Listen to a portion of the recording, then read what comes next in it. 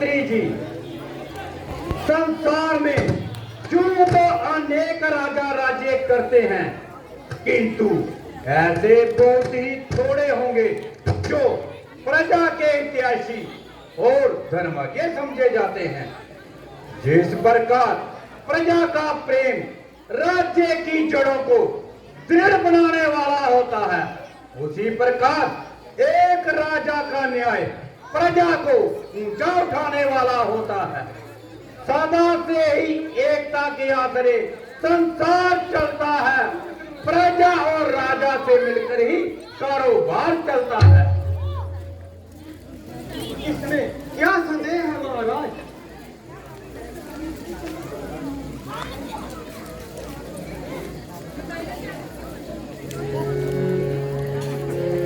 महाराज की जाओ। महाराज शरबंदे दरबार में पधारना चाहते हैं।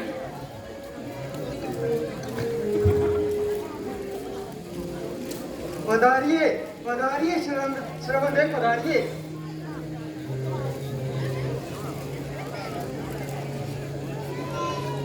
माता पिता के चरण में प्रथम निभाकर शीश, याद करूं फिर आपको दीन बंधु जगदीश। गुरु विशिष्ट के चरण में है मेरा संदेश, नमस्कार है आपको।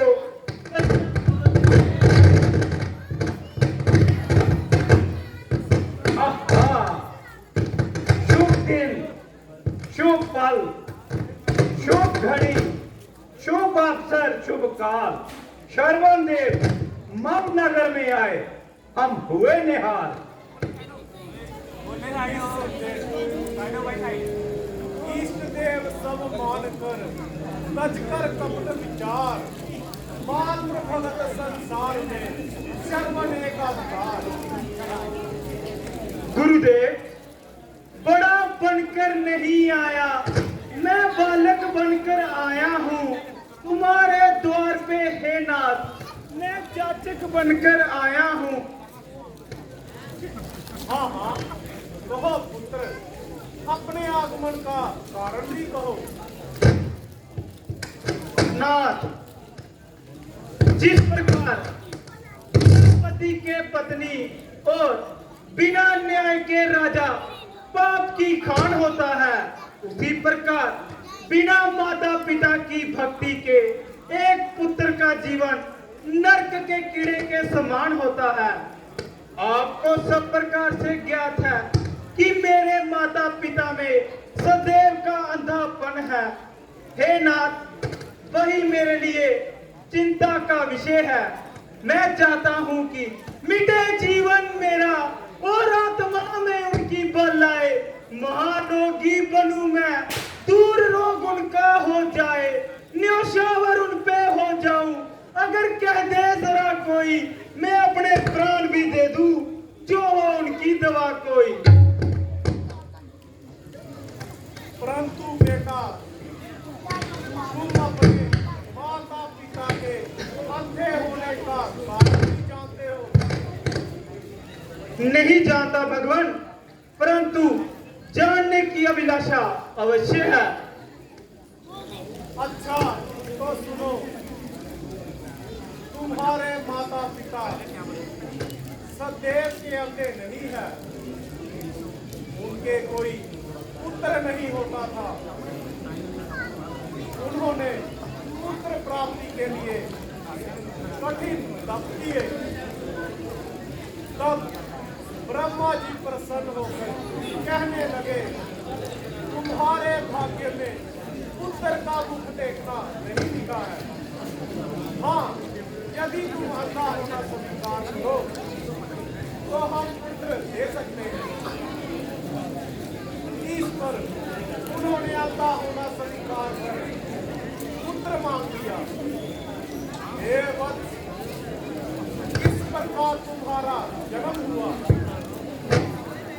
इतनी ममता, ऐसी उदारता, पुत्र के कारण पृथ्वी पर सोए, पत्ते खाए, सर्दी गर्मी सही और अंत में अंधा होने की शर्त भी स्वीकार कर ली। यही है उपकार, यही है विशाल हृदय। परंतु मैं भी प्रण करता हूँ कि इनकी सेवा में अपने जीवन का अंत कर दूंगा। संसार को माता पिता की भक्ति दिखाता हुआ अपने प्राणों का अंत कर दूंगा। अपनी चिंता कुछ नहीं, चिंता है उनके काम की, जिस कदर भी हो सके सूरत बने आराम की। धन्य हो संसार को तुम जैसे पुत्र की आवश्यकता है।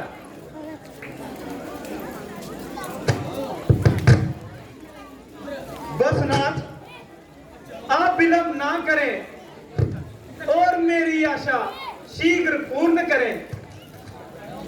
हाँ सुनो,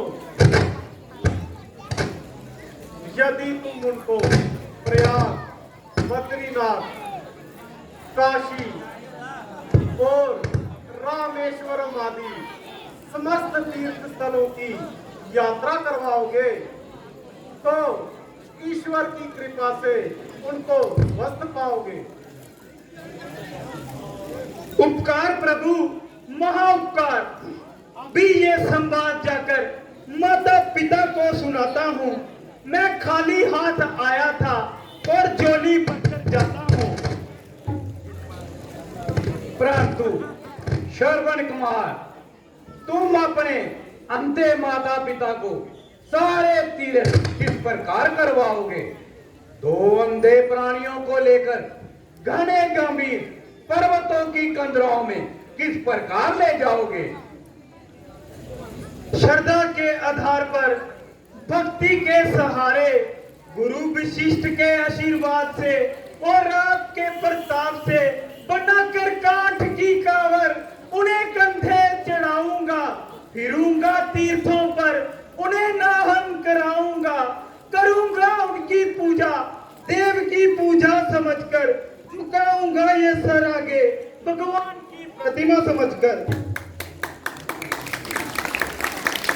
धन्य हो श्रवण कुमार, तुम्हारी मातर भक्ति धन्य है। क्यों ना हो, मात पिता के चरण में जिसका प्रेम प्रधान, संकट सब संसार के उसको शरण महान।